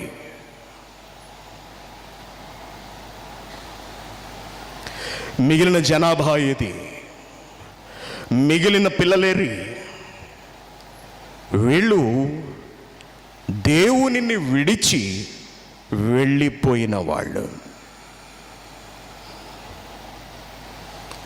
మిగిలిన పేరులు ప్రస్తావించబడని వాళ్ళు, దేవుని నీతిని అనుసరించలేక, దేవుని ఆలోచనలను తెలుసుకొని బ్రతకలేక, లోకాన్ని చూస్తూ లోకంలో పడి లోకపు మాయలో చిక్కుకుని దేవుడు తమకు వద్దని భావించి దేవుడితో కలిసి బ్రతకడం కన్నా లోకంతోనే కలిసి జీవించడం సంతోషకరమని ఎంచుకుని తమంతట తాముగా దేవుడిని విడిచిపెట్టి వెళ్ళిపోయారు. అర్థమవుతుంది కదా మీ అందరికీ? అర్థమవుతుందా లేదా? అన్యులు ఎలా వచ్చారు? ఈ అన్యులు ఎక్కడి నుంచి వచ్చారు? వీళ్ళు ఏమైనా చంద్రమండలం నుంచి వచ్చారా? లేకపోతే దేవుడు కొంతమందిని తయారు చేసి వీళ్ళు అన్యులు, వీళ్ళు మనతో సంబంధం లేని వాళ్ళని పేరు పెట్టి వాళ్ళని ఏమైనా అవమానించాడా? వాళ్ళని ఏమన్నా వేరుగా చూశాడా? వాళ్ళని ఏమైనా దేవుడు వెళ్ళగొట్టేశాడా? వెళ్ళగొట్టలేదండి. ఆదాము హవ్వలను చేసిన దేవుడు వాళ్ళను వెళ్ళగొట్టలేదు. తమంతట తామే వెళ్ళిపోయే పరిస్థితులు వాళ్ళు తెచ్చుకున్నారు. ఓ తండ్రి ఉన్నాడు కుటుంబంలో, ఇంట్లో ఆడబిడ్డలు ఉన్నారు, ఒక మగపిల్లాడు ఉన్నాడు. వీడు ఇంట్లోకి ఒక స్త్రీని తీసుకొచ్చాడు. వాడికి పెళ్ళవలేదు. తీసుకొచ్చిన స్త్రీకి పెళ్ళయింది కూడా. ఒక కొడుకు కూడా ఉన్నాడు, బిడ్డ కూడా ఉన్నాడు. డైరెక్ట్గా ఇంటికి తీసుకొచ్చాడు. తండ్రి అసలే నీతిపరుడు, యథార్థవర్తనుడు. ఆ తండ్రి ఊళ్ళో ఆయనకి మంచి పేరుంది. ఇవేమీ పట్టించుకోకుండా వెనక నాకు ఇంకా పెళ్లి కావాల్సిన చెల్లెళ్ళు ఉన్నారు అనే సంగతిని వాడు ఆలోచించకుండా ఆడ మనిషిని, పెళ్ళైన స్త్రీని, బిడ్డలు కూడా ఉన్నామని ఇంటికి తీసుకొచ్చేసాడు. తండ్రి ఏం చేస్తాడు? చాలా సంతోషం నాయన, ఎంత మంచి కొడుకుకు పుట్టావు, అసలు నువ్వు రా, నీకోసం వెయిట్ చేస్తున్నావు, మీ అమ్మ మేమందరం రా అని ఇంట్లోకి ఆహ్వానిస్తాడా? ఇంట్లోంచి గెంటేస్తాడా? ఇంట్లోకి ఆహ్వానిస్తాడు, ఇంట్లోంచి గెంటేస్తాడా? ఇంట్లోంచి గెంటేస్తాడు. ఛీ, నువ్వు నా కొడుకు అని చెప్పుకోవడానికి సిగ్గుపడుతున్నాను రా. ఎలా పెంచాను రా నిన్ను, ఎంత కష్టపడ్డాను రా నీ కొరకు. మీ అమ్మ తెల్లవారుజామున లేచి నీ కొరకు వంట సిద్ధం చేసి నిన్ను కాలేజీకి పంపిస్తుంటే కాలేజీకి వెళ్ళి నువ్వు చేసిన నిర్వాహకం ఇదట్రా. ఇంట్లో వెనక ఆడబిడ్డలు ఉన్నారు కదా, పెళ్లి కావలసిన 3 పిల్లలు ఉన్నారు కదా, నీకు చెల్లెళ్ళు ఉన్నారు కదా, నువ్వు ఇలా చేసావని తెలిసే రేపొద్దున వీళ్ళకి సంబంధాలు వస్తాయా? అసలు నువ్వు నా ఇంట్లో ఉండడానికి అర్హుడువేనా? ఏ మొహం పెట్టుకుని వచ్చావురా నువ్వు? రేపో మాపు నీకు పెళ్లి చేద్దాం అనుకుంటున్నాను కదరా. ఈ చేతులతో దీవించవలసిన నిన్ను ఇదే చేతులతో మెడపెట్టి బయటకు గెంటించుకునేలా చేసావు కదరా. ఛీ, పోరా, ఈరోజు నీకు నాకు సంబంధం తెగిపోయింది, వెళ్ళిపో అంటాడు ఆ తండ్రి. దేవుని పిల్లలు ఆలోచించండి. తండ్రి ఇలా మాట్లాడడానికి కారకుడు తండ్రా, కొడుకా? తండ్రి ఇలా మాట్లాడడానికి కారణం ఎవరు? తండ్రి తనంతట తాను మాట్లాడా? కొడుకు చేసిన దాన్ని బట్టి మాట్లాడా? కొడుకు చేసిన దాన్ని బట్టే మాట్లాడాడు. తప్పు చేసిన తొలి జంటను దేవుడు బయటకు గెంటి వేశాడు. వాళ్ళు తప్పు చేశారు కాబట్టే గెంటాడు, లేకపోతే దేవుడు గెంటడు. 2, కయ్యను. వీడేం చేశాడు? దేవుడు వచ్చి చెప్పినా కూడా దేవుని మాటను ఆలకింపక పెడ చెవిన పెట్టి తన సొంత తమ్ముడిని చంపేశాడు. వీళ్ళు దేవుని మాటకు లోబడిన వాళ్ళ, దేవుని నీతిని అర్థం చేసుకున్న వాళ్ళ, దేవుని కొరకు జీవించిన వాళ్ళ కాదు. వీళ్ళు దేవుని విస్మరించిన వాళ్ళు, దేవుడు అక్కర్లేదనుకున్నారు వీళ్ళు. దాంతో తమకు నచ్చిన నిర్ణయాన్ని వీళ్ళు తీసుకున్నారు. అలాగే తర్వాతి తరాలలో పుట్టుకొచ్చిన వాళ్ళు కూడా దేవునితో నిలబడిన వాళ్ళు ఒక్కొక్కరు మాత్రమే మిగిలారు. మిగిలిన వాళ్ళు తమంతట తాముగా లోకంలోనికి వెళ్ళిపోయిన వారు. ఓకే, అర్థమైంది అనుకుంటాను ఇంతవరకు చెప్పింది. మరలా వెళదాం. ఆదికాండం 10వ వచనం. ఆదికాండం 11వ అధ్యాయము 10వ వచనం. చాలా జాగ్రత్తగా గమనించాలి. అన్యులు ఎక్కడి నుంచి వచ్చారు? అసలు అన్యులని దేవుడు అవమానించాడా? అన్యులని దేవుడు చిన్నచూపు చూశాడా? అసలు వీళ్ళు ఎలా అన్యులుగా తయారయ్యారు అర్థం కావాలి. షేము వంశావళిది. షేము 100 ఏండ్లు గలవాడై జలప్రవాహము గతించిన 2 ఏండ్లకు అర్పక్షదును కనెను. షేము ఎవరు? షేము నోవహు కుమారుడు. నోవహు కాలంతో మనుషులందరినీ దేవుడు జలసమాధి చేసేసాడు, మనందరికీ తెలుసు. తిరిగి నోవహు నుండి అనగా అతనికి ఉన్నటువంటి 3 కుమారుల నుండి సంతానం డెవలప్ అవుతూ వస్తుంది. వారిలో షేము హాము యాపతులు అనేవాళ్ళు ఉన్నారు. ఈ 3లో షేము గురించి రాస్తున్నాడు చూడండి. షేము 10వ వచనం. షేము వంశావళి ఇది. షేము అర్పక్షదును కన్నాడు అని 11వ వచనంలో మనకు కనిపిస్తోంది. 12వ వచనంలో అర్పక్షదు 35 ఏండ్లు బ్రతికి షేలహును కనెను. 14వ వచనంలో షేలహు 35 ఏండ్లు బ్రతికి ఏబెరును కనెను. 16వ వచనం. ఏబెరు 34 ఏండ్లు బ్రతికి పెలుగును కనెను. 18 పెలుగు 30 ఏండ్లు బ్రతికి రయ్యును కనెను. 20 రయ్యు 32 ఏండ్లు బ్రతికి సెరూగును కనెను. 22 సెరూగు 30 ఏండ్లు బ్రతికి నాహోరును కనెను. 24 నాహోరు 29 ఏండ్లు బ్రతికి తెరహును కనెను అంటున్నాడు. 26 తెరహు 70 ఏండ్లు బ్రతికి, ఇక్కడ ఒక మలుపు తిరుగుతోంది చూడండి, అబ్రామును నాహోరును హారానును కనెను. ఈ వంశావళంతటినీ కూడా మనం చదువుకుంటూ వస్తే ఇక్కడ కూడా ఒక్కొక్కరి పేర్లు మాత్రమే వ్రాయబడ్డాయి, మిగిలిన వాళ్ళ పేర్లు వ్రాయబడలేదు. మరి మిగిలిన జనాంగం ఏది?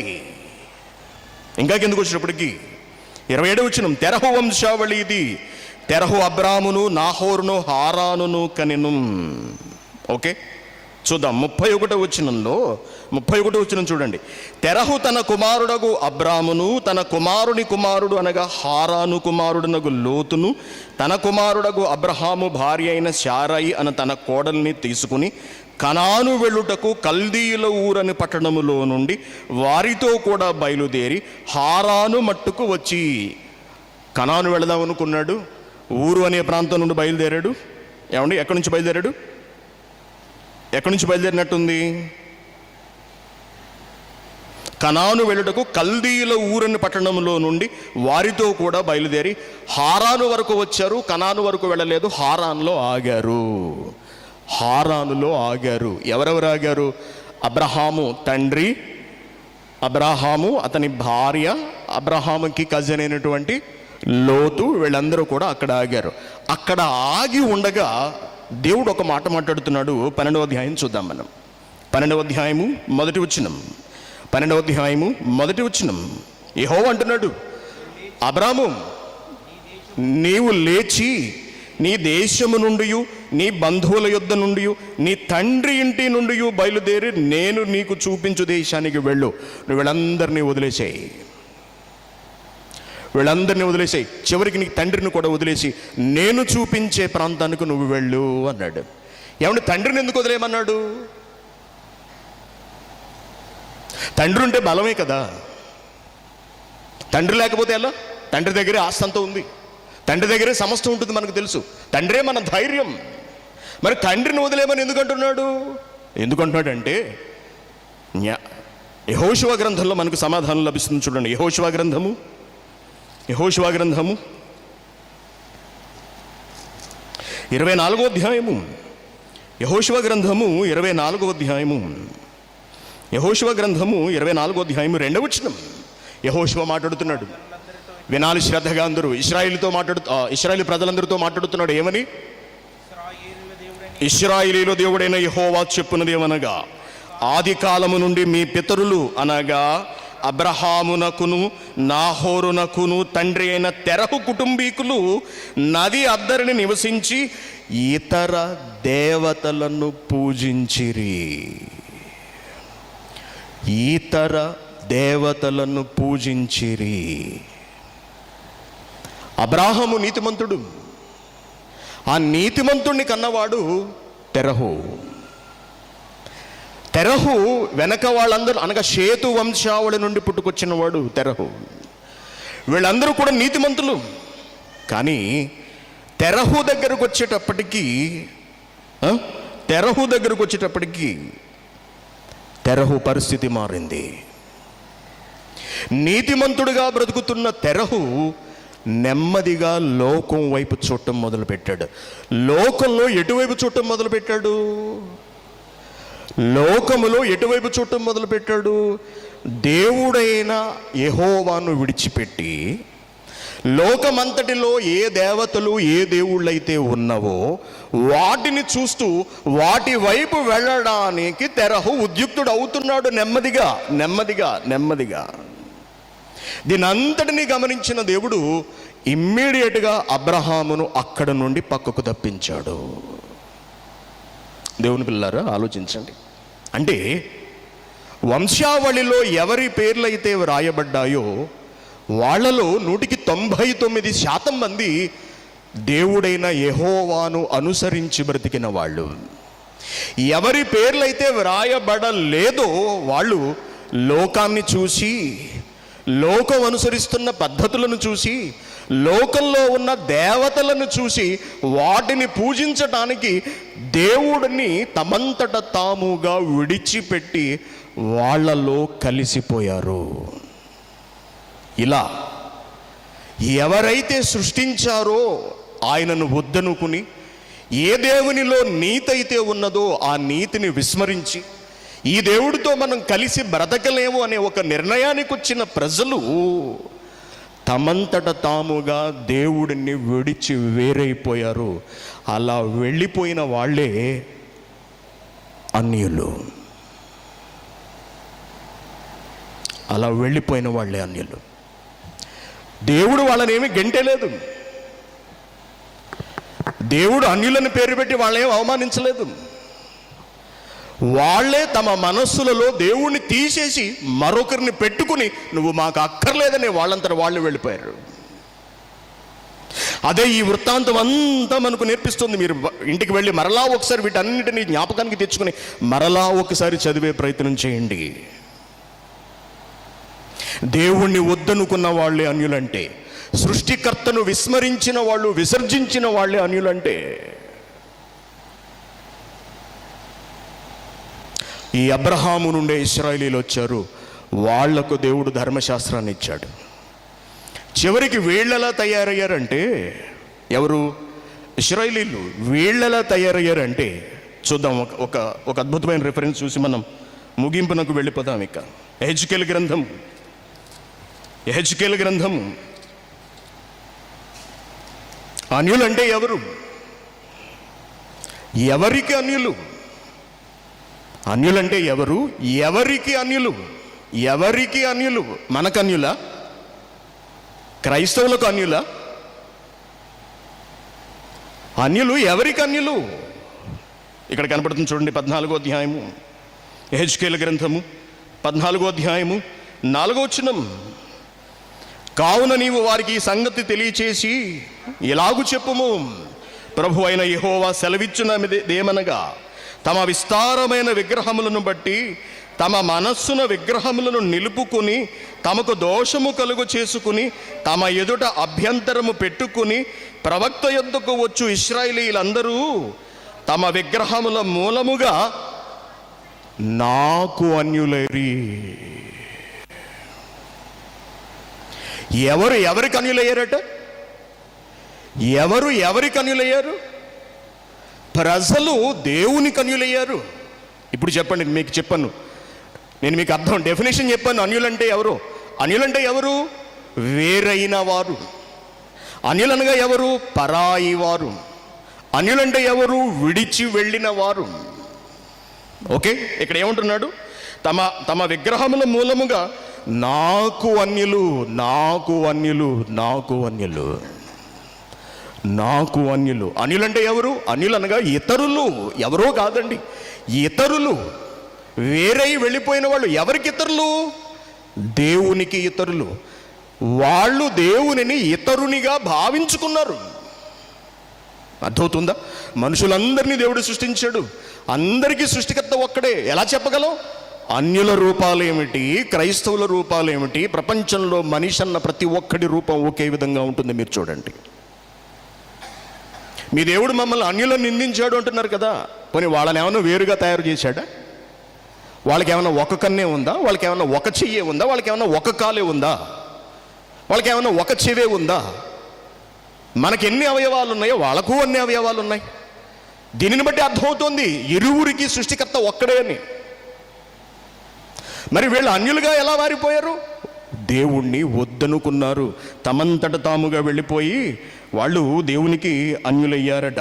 ఇంకా ఏమంటున్నాడు చూడండి, 6వ వచనంలో, 6వ వచనం, కాబట్టి ఇశ్రాయేలులకు నీవు ఈ మాట చెప్పుము, ప్రభువగు యెహోవా సెలవిచ్చినది ఏమనగా, మీ విగ్రహములను విడిచిపెట్టి మీరు చేయు హేయకృత్యములను అన్నిటినీ మాని మనసు త్రిప్పుకొనుడి. ఇశ్రాయేలులోను వారి దేశములలో నివసించు పరదేశులలోను ఎవరైనాను నన్ను అనుసరించక నాకు అన్యులై అన్నాడు. చూడండి, నీతిమంతుడైన దేవునిని అనుసరించని వారే అన్యులు. నీతిమంతుడైన వానిని వద్దనుకున్న వాళ్ళే అన్యులు. ఇలా దేవుని ప్రజలారా, తండ్రి అయిన దేవుడైన యెహోవాను విడిచిపెట్టి మాకు అక్కర్లేదని వెళ్ళిపోయి ఎవరైతే తమంతట తాముగా దేవుళ్ళను పెట్టుకుని వాళ్ళు తమంతట తాముగా దేవుడి నుండి వేరుపడి పూజించుకుంటున్నారో వాళ్ళు తమంతట తాముగా దేవుడికి అన్యులయ్యారే తప్పించి దేవుడు వాళ్ళనేమి వెళ్ళిపోమ్మని చెప్పలేదు. ప్రపంచవ్యాప్తంగా ఉన్న ప్రజలందరూ ఎవరైతే యెహోవాను ఎరుగక యెహోవాకు దూరంగా బ్రతుకుతున్నారో వాళ్ళందరూ కూడా అన్యులే. వాళ్ళు అన్యులే. అన్యులంటే అదేదో తిట్టు కాదు, అన్యులంటే అదేదో బూతు మాట కాదు, అన్యులంటే అదేదో చిన్న మాట కాదు, అదేదో అవమానపూరితమైన మాట కాదు. అన్యులు అనగా పరాయివాడు. పరాయివాడు ఎవరికి పరాయివాడు? అన్యుడికి యెహోవా పరాయివాడు అయిపోయాడు. అర్థమవుతుందా మీకు? అన్యుడికి యెహోవా పరాయివాడయ్యాడు, అన్యుడికి యెహోవా కానివాడయ్యాడు, అన్యుడికి యెహోవా మరొక దేవుడు అయ్యాడు తప్పించి సొంత దేవుడు కాలేకపోయాడు. ఎందుకో తెలుసా? దేవుడి దగ్గర అన్ని రూల్స్ అండ్ రెగ్యులేషన్స్. బైబిల్ ఎంత కఠినంగా ఉంటుందండి, విన్నారు కదా పాఠం ఇప్పుడే. అరిచేతిలో అగ్నిగుండం, అది చెబుతున్నాను నేను మీకు. అరిచేతిలో స్వర్గం కాదు. మొబైల్ చూసినంతసేపు ఎలా ఉంటుందండి? మొబైల్ చూసినంతసేపు ఏం కనపడుతుంది? సినిమా పాటలు చూసినంతసేపు ఏం కనిపిస్తూ ఉంటుంది? నా అభిమాన హీరోయిన్ అంటాడు. అభిమాన హీరోయినా? ఎలా నీకు అభిమాన హీరోయిన్ నచ్చింది? నచ్చిందా? ఏమి నచ్చింది? హీరోయిన్ నచ్చింది. ఆహా అంటే ఎలా నచ్చింది? బాగా తెల్లగా ఉంటుంది, ఇంకా బాగా అందంగా ఉంటుంది, ఇంకా మంచి పుష్టిగా ఉంటుంది, ఇంకా అబ్బో ఇంక నేను చెప్పలేనండి అంటాడు. అంటే ఆ హీరోయిన్లో వాడికి ఏమి నచ్చింది? ఆమె శరీరం బాగా నచ్చింది. అభిమాన హీరోయిన్ అట, ఇంటి నిండా బొమ్మలు పెట్టుకుంటాడు. ఒకసారి వెళ్ళి హీరోయిన్ కలుసుకోమనండి, చెప్పు తీసి కొడుతుంది అక్కడే. వీడు పిచ్చివాడు అయిపోతుంటాడు దాని కొరకు. ఎలా అయిపోయాడు పిచ్చివాడిగా? ఒకే సినిమా ఆమె కొరకు 10 సార్లు చూశాడట. ఆవిడను చూడడానికి 10 సార్లు చూశాడట. అంత నచ్చేసిందా నీకు? అంత గొప్పగా నచ్చేసింది. శరీరం నచ్చేసింది. అందుకే అభిమాన హీరోయిన్. మీ అభిమాన హీరో ఎవరిని అడగండి, ఆడవాళ్ళు సల్మాన్ ఖాన్ అంటారు. కండలు తిరుగుంటాడు కదా, అంటే వాడి కండల్ని బాగా చూస్తున్నారు అన్నమాట. మీ అభిమాన హీరో ఎవరు? ఇంకొకటి ఎవడవాడు? పొడుగ్గా ఉంటాడు, హిందీ హీరో హృతిక్ రోషన్. వాడి పేరు చెప్తారు చాలామంది ఆడవాళ్ళు. మీరు చూడండి, యూట్యూబ్లో చూడండి, మీకు అర్థమైపోతుంది మెంటాలిటీస్, మనస్తత్వాలు. వాళ్ళు ఎంత ఎడిక్ట్ అయ్యారంటే, దేన్ని బట్టి ఎడిక్ట్ అయ్యారు? సినిమా హాల్కి వెళ్ళి సినిమాలు చూసి కాదు, అరిచేతిలోనే వాడు కనబడుతున్నాడు. అరిచేతిలో వాడిని చూస్తున్నంతసేపు, అరిచేతిలో ఆ స్త్రీని చూస్తున్నంతసేపు స్వర్గం కనిపిస్తోంది వాడికి. పిచ్చివాడిని చేసింది సెల్ ఫోన్. ఈ ప్రపంచంలోని ప్రజలందరినీ పిచ్చివాళ్లను చేసింది. ఆలోచించండి. అటువంటి పిచ్చి వాళ్ళలో ఒక్కలే దేవుణ్ణి విడిచిపెట్టి వెళ్ళిపోయిన వాళ్ళే ఈ అన్యులు. ఎందుకంటే దేవుడి దగ్గర అన్ని రూల్స్ అండ్ రెగ్యులేషన్స్. నువ్వు దేన్ని పడితే దాన్ని ఎలా పడితే అలా చూడడానికి వీల్లేదు. నువ్వు టీవీని ఎలా పడితే అలా చూడడానికి వీల్లేదు. నువ్వు ఏ సినిమా పడితే ఆ సినిమా చూడడానికి వీల్లేదు. నువ్వు మొబైల్ ఎలా పడితే అలా చూడడానికి వీల్లేదు. అన్ని రూల్సే, అన్ని రెగ్యులేషన్సే. అబ్బా ఏంటండి బాబు, కన్ను సరిగ్గా ఉండాలి, నాలుక నీ మాట సరిగ్గా ఉండాలి, నీ చేతలు సరిగ్గా ఉండాలి, నీ నడక సరిగ్గా ఉండాలి, నీ ప్రవర్తన సరిగ్గా ఉండాలి, అన్నిటికీ మించి నీ ఆలోచన సరిగ్గా ఉండాలి. అబ్బబ్బా, ఇన్ని తలపోట్లు, ఇన్ని రూల్స్ ఎవరు పడతారండి? ఈ దేవుడి దగ్గర ఉంటే మన వల్ల కాదు. అదే మనమే ఒక దేవుడిని పెట్టుకుంటే,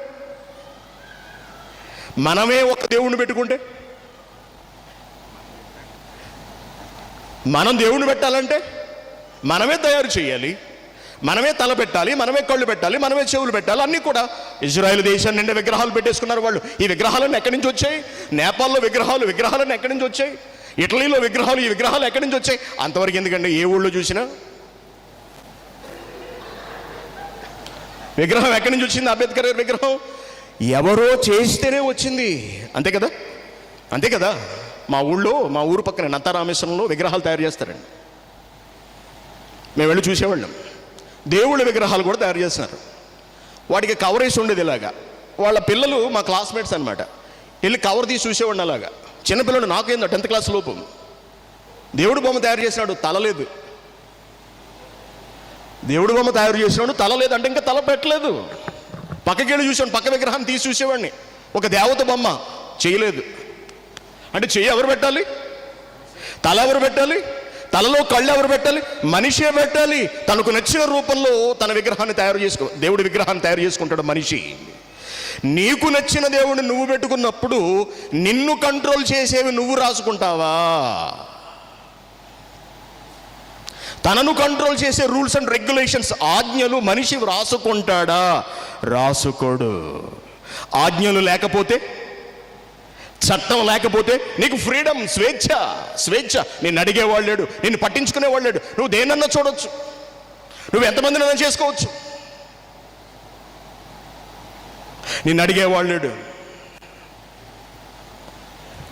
ఏ గ్రంథంలో మోహపు చూపు నేరం అని రాసి ఉంటుంది చెప్పండి? ఒక స్త్రీని మోహపు చూపుతో చూచేవాడు అప్పుడే తన హృదయమందు వ్యభిచారము చేసిన వాడు అవుతాడనే కఠినమైన ఆజ్ఞ ఏ గ్రంథంలో మనకు లభిస్తుంది చెప్పండి? ఒకే ఒక గ్రంథంలో లభిస్తుంది. అదే బైబిల్ అని గుండెల మీద చేసుకుని చెప్పొచ్చు మనం. బైబిల్లోని దేవుడు అంటే దడ, వణుకు ఎవరికైనా. ఎందుకో తెలుసా? ఆయనే దేవుడు కాబట్టి. దేవుడైన వాడే తన బిడ్డల బాగోగుల గురించి ఆలోచిస్తాడు. దేవుడైన వాడే తన పిల్లల శ్రేయస్సు కొరకు ఆలోచిస్తాడు. దేవుడైన వాడే తన బిడ్డల ఆత్మల రక్షణ కొరకు ఆలోచిస్తాడు. దేవుడు కాని వాడు పట్టించుకోడు, విడిచిపెట్టేస్తాడు అంతే. మనుషులు దేవుణ్ణి తయారు చేసుకున్నారు, మనుషులు విగ్రహాలు పెట్టుకున్నారు కనుకనే తమకంటూ చట్టాలను, ఆజ్ఞలను రాసుకోరు కూడా. పాత నిబంధన కాలంలో ఆ కనాను దేశంలో ఇలాగే జరిగిందండి. వాళ్ళు విగ్రహాలు పెట్టుకుని విగ్రహాల ముందే వ్యభిచారాలు, తాము పెట్టుకున్న దేవుళ్ళ ముందే వ్యభిచారాలు. తాము పెట్టుకున్న దేవుళ్ళు ఉండగానే తల్లితో వెళ్ళేవాడు ఒకడు, కూతురుతో వెళ్ళేవాడు ఒకడు, మనవరాలితో వెళ్ళేవాడు ఒకడు. లేవీకానులు ఇదంతా మనకు కనిపిస్తుంది. వాళ్ళు అలా బ్రతికారు, మీరు అలా బ్రతకండి అన్నాడు. వాళ్ళు అలా బ్రతకడానికి కారణం ఏమిటి? వాళ్ళు పెట్టుకున్న విగ్రహాలు, వాళ్లకు లేని చట్టాలు. ఏ మనిషి తన్ను తాను కంట్రోల్లో పెట్టుకోవడానికి ఏ చట్టాన్ని వ్రాసుకోడు. అదే దేవుడైతే, అదే తండ్రి అయితే, తండ్రి క్రమశిక్షణలో పెంచుతాడు, డిసిప్లిన్ అలవాటు చేస్తాడు. అదే చేశాడు దేవుడైన యెహోవా. దానిని తట్టుకోలేని వాళ్ళు దాన్ని భరించలేని వాళ్ళు, లోకంలోని సుఖాలను కోరుకున్న వాళ్ళు, దేవుడు కన్నా సుఖమే తమకు ముఖ్యమని ఆలోచించుకున్న వాళ్ళు తమంతట తాముగా దేవుడిని విడిచిపెట్టి వెళ్ళిపోయారు. వాళ్ళే దేవుణ్ణి వద్దనుకున్నారు, వాళ్ళే దేవుడిని ఇతరుడిగా పరిగణించారు, వాళ్ళే దేవుడిని అన్యుడిగా చూసుకున్నారు. కాబట్టే దేవుడు వాళ్ళను అన్యులు అనగా వాళ్ళేమి తక్కువ వాళ్ళేం కాదు, ఇతరులు విడిచిపెట్టి వెళ్ళిపోయిన వాళ్ళు అన్నాడు. విడిచిపెట్టి వెళ్ళిపోయిన వాళ్ళు అన్నాడు. ఇప్పుడు చెప్పండి, తప్పెవరిది? తప్పెవరిది? మనిషిదా మనిషిని చేసిన దేవుడిదా? మనిషిదా మనిషిని చేసిన దేవుడిదా? తప్పెవరిది? దేవుడిని విడిచిపెట్టి వెళ్ళిపోయిన మనిషిదే తప్పు. ఇప్పుడు చెప్పండి, ప్రపంచంలో మొట్టమొదటి అన్యునిగా ఎవరిని పరిగణించవచ్చు?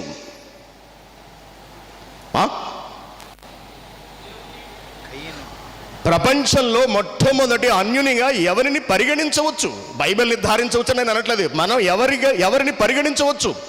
మొట్టమొదటి దేవుని ఆజ్ఞను ధిక్కరించింది ఎవరు? మొదటి పురుషుడు. తరువాత రెండవ పురుషుడు. అక్కడ నుండి ఈ ప్రహసనం కొనసాగింది. వరుసగా దేవుణ్ణి విడిచిపెట్టుకుంటూ వెళ్ళిపోయారు. కొందరు మాత్రమే దేవునితో మిగిలారు. అలా మిగిలిన వాళ్ళ పేర్లే ఇదిగో ఈ గ్రంథంలో వ్రాయబడ్డాయి. వాళ్ళు నీతిమంతులు. ఎవరిని బట్టి చెప్పగలం? హనోకును బట్టి చెప్పగలం వాళ్ళు నీతిమంతులని, నోవహును బట్టి చెప్పగలం వాళ్ళు నీతిమంతులని, అబ్రాహామును బట్టి చెప్పగలం వాళ్ళు నీతిమంతులని.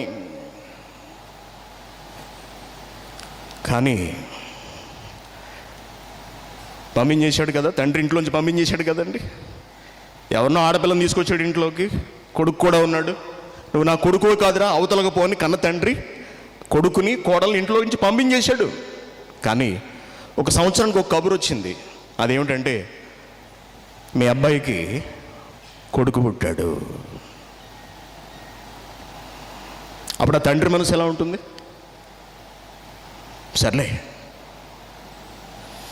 సర్లే జరిగింది ఏదో జరిగింది, నా మనవడిని చూస్తాను ఒకసారి వెళ్ళి అనుకుంటాడు. ఎందుకు? నా కొడుకుని చూసుకుంటాను ఒకసారి వెళ్ళి అనుకుంటాడు. ఎందుకు? కన్న పేగు బంధం. నా కొడుకు. సర్లే తప్పు చేస్తే చేశాడు, పోనీ జరిగింది ఏదో జరిగింది, నేను మర్చిపోతాను, నేను నా కొడుకు దగ్గరికి వెళతాను, నా కుమారుడికి పుట్టిన కుమారుని నేను చేతులతో ఎత్తుకుంటాను. ఎందుకు? అతడు తండ్రి కాబట్టి. అంతేగా? ప్రేమ వివాహాల్లో మనం చూస్తుంటాం కదండి. కొడుకు ఇంట్లోంచి పారిపోతాడు ఒక అమ్మాయిని తీసుకుని, లేదా ఆడపిల్ల ఎవరితోనూ వెళ్ళిపోతుంది. కొంతకాలం వీళ్ళకి మాటలుండవు, పంతాలు పట్టింపులు గొడవలు అన్నీ జరుగుతాయి. కానీ ఒక కొడుకో కూతురు పుట్టేటప్పటికి కొంచెం మెత్తబడతారు తల్లిదండ్రులు, నెమ్మదిగా బిడ్డల దగ్గరకు చేరుతారు, మనవలతో ఆడుకుంటారు, కలిసిపోతారు కొంతకాలానికి. మనం చూస్తున్నాంగా సమాజంలో దేవుని పిల్లారా, దేవుడు కూడా తన బిడ్డల కొరకు ఆలోచించాడు. ఎవరి కొరకు ఆలోచించాడు? తనతో ఉన్నవాళ్ళు ఎలాగూ ఉన్నారు, లేని వాళ్ళు ఎవరు? తనతో ఉన్నవాళ్ళు ఎలాగూ ఉన్నారు, లేని వాళ్ళు ఎవరు? వెళ్ళిపోయిన వాళ్ళే లేని వాళ్ళు. వాళ్లను కూడా తిరిగి తీసుకురావాలి అని ఆలోచించి దేవుడు జరిగించిన మహాకార్యక్రమమే ప్రభువైన యేసుక్రీస్తును ఈ లోకానికి పంపించటం. అదే మనకు కనిపిస్తుంది మత్తయి సువార్తలో కదా. మత్తయి సువార్త 12వ అధ్యాయం. మత్తయి సువార్త 12వ అధ్యాయం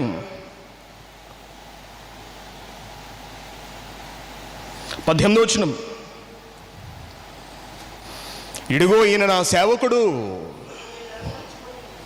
ఈయనను నేను ఏర్పాటు చేసుకున్నాను, ఈయన నా ప్రాణమునికి ఇష్టడైనా నా ప్రియుడు. ఎవరైనా ఇంతకీ? యేసుక్రీస్తు. ఈయన మీద నా ఆత్మను కూడా ఉంచుతున్నాను. ఎందుకట? ఈయన అన్యజనులకు న్యాయ విధిని ప్రచురము చేయును. ఏంటి, నిన్ను వదిలి వెళ్ళిపోయిన వాళ్ళ కొరకు నువ్వు ఆలోచిస్తున్నావా తండ్రి? అవును.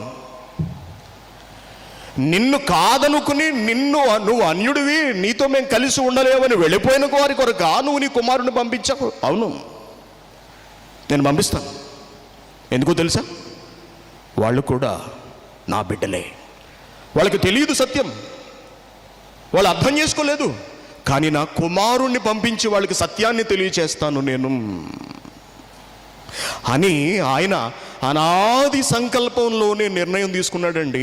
ప్రపంచ ప్రజల భవిష్యత్తు ఎరిగిన దేవుడు, తన బిడ్డలే తనను విడిచిపెట్టి వెళ్ళిపోతారని ఎరిగిన దేవుడు, ఆ అన్యులైన తన బిడ్డలను తన చెంతకు చేర్చుకోవడానికి జగత్తు పునాది వేయబడక మునుపే ప్రేమ చేత ఆయన అన్యులను కూడా తన సంకల్పంలో ఏర్పాటు చేసుకున్నాడు. అదే మనకు ఎఫెసీయులకు రాసిన పత్రిక 1వ అధ్యాయము 4వ వచనంలో కనపడుతుంది. ఎఫెసీయులు ఎవరు? ఎఫెసీయులు అన్యులు.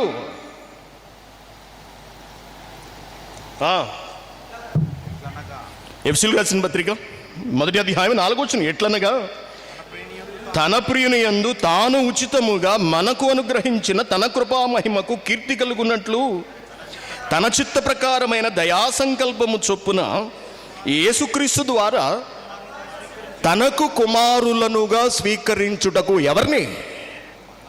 ఎవరిని మనలను అని కలుపుకుని మాట్లాడుతున్నాడు పౌలు.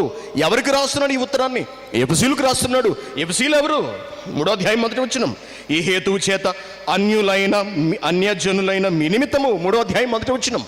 3వ అధ్యాయం 1వ వచనం ఏముంది? ఈ హేతువు చేత. ఏ హేతువు చేత? దేవుడు అనాది సంకల్పములోనే మీరు కూడా కావాలని కోరుకున్న హేతువు చేత మనలను ముందుగా తన కోసము, అన్యులారా మిమ్మల్ని కూడా ముందుగా తన కోసమే నిర్ణయించుకున్నాడు. మనము అంటే మీరు, మేము, ఇశ్రాయేలీయులైన మేము, అన్యులైన మీరు, మనము తన ఎదుట ఉండాలి. ఎవరి ఎదుట ఉండాలి? అదేంటి మరి? వద్దని వెళ్ళిపోయారుగా.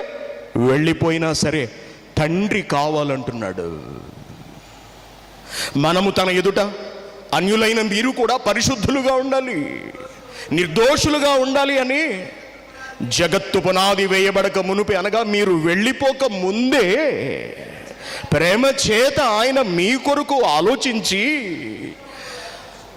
క్రీస్తు ద్వారా మీకు మాకు ఒకటే మార్గం, మీకు మాకు ఒకటే ఆధారం, మీ విషయమై మా విషయమైన ఏర్పాటు ఒక్కటే. ఆ ఏర్పాటు యేసుక్రీస్తు మనలందరినీ ఆ క్రీస్తులో ఏర్పాటు చేసుకున్నాడు అని వాళ్లకు చెబుతున్నాడు పౌలు. దేవుని పిల్లారా, ఇప్పుడు ఆలోచించండి, ఇంతకీ మనం ఎవరు? మనం ఎక్కడి నుండి క్రీస్తులోకి వచ్చాం? మనం ఎక్కడి నుండి క్రీస్తులోకి వచ్చిన వాళ్ళము? మనము కూడా అన్యులలో నుండి క్రీస్తులోనికి వచ్చిన వాళ్ళమేనండి. మనం అన్యులంటే వాళ్ళు ఎలా చూస్తున్నాం? అమ్మో వాళ్ళు విగ్రహారాధికులు, అమ్మో వాళ్ళు దేవతలను పూజించేవాళ్ళు, అమ్మో వాళ్ళు ఇటువంటి వాళ్ళు, అమ్మో వాళ్ళు అటువంటి వాళ్ళు, అమ్మో వాళ్ళు ప్రసాదం పెడితే మేము తినాం, అమ్మో వాళ్ళు పెట్టుకునే బొట్లు మేము పెట్టుకోం, అమ్మో వాళ్ళు కట్టుకునే చీరలు మేము కట్టుకోం, అమ్మో వాళ్ళు గుళ్ళు ముందు నుంచి మేము వెళ్ళాం, అమ్మో వాళ్ళు, అమ్మో అన్యులు, అమ్మో వీళ్ళు, అమ్మో వాళ్ళు. ఇందుకే మనం ఎవరు? మనం ఎక్కడి నుంచి వచ్చాం? మన నేపథ్యం ఏమిటి అసలు? మనము కూడా అదే అన్యులలో నుండి ప్రభువును తెలుసుకుని వచ్చిన వాళ్ళమే. వాళ్ళకు మాత్రం ఇంకా తెలియలేదు. కాబట్టి ప్రియమైన దేవుని ప్రజలారా, అన్యులంటే ఎవరూ కాదండి, మన తండ్రి పిల్లలేనండి. వాళ్ళు కూడా మన తండ్రి కన్న వాళ్ళేనండి. కానీ వాళ్ళు ఇప్పటికీ దేవునికి దూరమై బ్రతుకుతున్నారు. మనం ఈ అనాది సంకల్పాన్ని వాళ్ళ దగ్గరకు తీసుకువెళ్ళాలని మనం ప్రయత్నించిన ఈనాడు వాళ్ళు ఇదిగో ఈ వచనాలను చూపించి, ఏ వచనాల్ని? మమ్మల్ని అన్యులను అవమానించాడు, మమ్మల్ని చంపమన్నాడు, మా విగ్రహాలను పగలగొట్టమన్నాడు, మా దేవతల విగ్రహాలను పగలగొట్టమన్నాడు, మా గుళ్ళను పగలగొట్టమన్నాడు అని చెబుతూ ఈ క్రైస్తవులతో జాగ్రత్త, వాళ్ళు చదువుకుంటున్న ఈ బైబిల్ గ్రంథంతో జాగ్రత్త, వీళ్ళు ఈ బైబిల్ చదివి మన విగ్రహాలను కూడా పగలగొడతారు, మన గుళ్ళు కూడా ధ్వంసం చేసేస్తారు, వీళ్ళు మన ధర్మాన్ని నాశనం చేసేస్తారు అని మన మీద లేనిపోని ప్రచారం చేస్తున్నారండి. నో, మనం సంకల్పం ఎరిగిన వాళ్ళమండి. వాళ్ళను మనము కూడా మన తండ్రి కన్న బిడ్డలలాగే మనం చూస్తున్నాం. వాళ్లకు కూడా మన వాక్యాన్ని అందించాలని తాపత్రయపడుతున్నాం. ఒక్క అన్యుడిని మారిస్తే జీవితం ధన్యం అవుతుందని మనం అనుకుంటున్నాం. కారణం ఏమిటి? మనం తెలుసుకున్నాం, పాపం వాళ్ళు ఇంకా తెలుసుకోలేదు. ఈ సత్యం వాళ్ళకి అర్థం కావట్లేదు. ఈ నిజం వాళ్ళు తెలుసుకోలేకపోతున్నారు. వాక్యాన్ని ప్రకటించడం అంటే, క్రీస్తుని గురించి చెప్పడం అంటే వాళ్ళేం భావిస్తున్నారు? వాళ్ళ ధర్మాన్ని నాశనం చేస్తున్నామని వాళ్ళు భావిస్తున్నారు తప్పించి, బాబు మీ తండ్రి దగ్గరికే మిమ్మల్ని పిలుస్తున్నావు నాయన అని మనం చెబుతున్న మాటను వాళ్ళు గ్రహించలేకపోతున్నారు, అర్థం చేసుకోలేకపోతున్నారు. ఆలోచించండి. గ్రహించక వీళ్ళు ఈ సెల్ ఫోన్ను పట్టుకుని, అదే సెల్ ఫోన్లో మనం పంపిస్తున్న వాక్యాన్ని వాళ్ళు చూడక మనకు వ్యతిరేకమైన వాక్యాలు పెడుతున్నారు.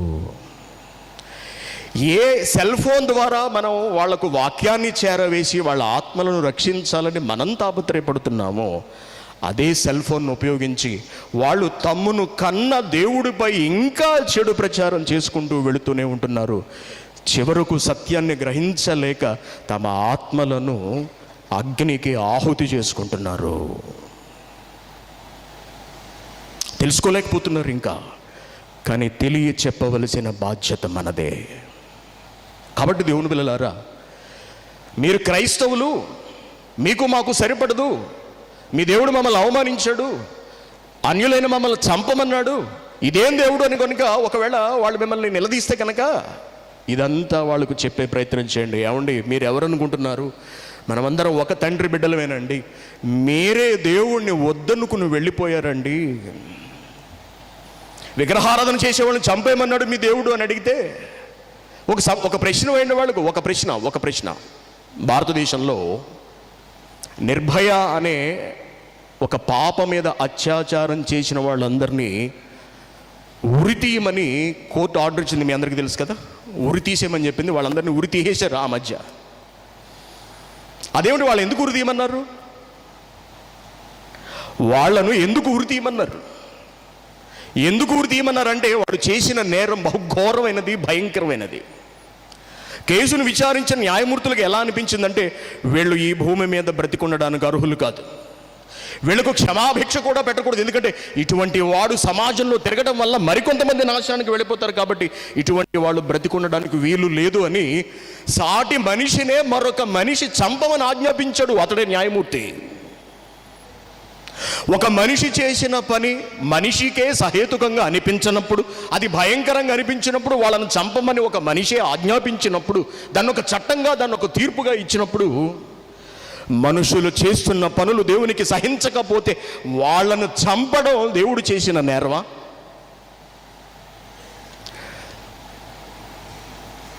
నీ ఇంట్లో నువ్వు కన్న కొడుకు, నువ్వు కన్న కూతురితోటే, నువ్వు కన్న కూతురినే ఏమైనా చేస్తే వాడు నువ్వేం చేస్తావు? నీ ఇంట్లో నువ్వు కన్న కొడుకే, నువ్వు కన్న కూతురిని అనగా వాడి చెల్లెల్ని వాడు ఏదైనా చేస్తే వాడిని నువ్వు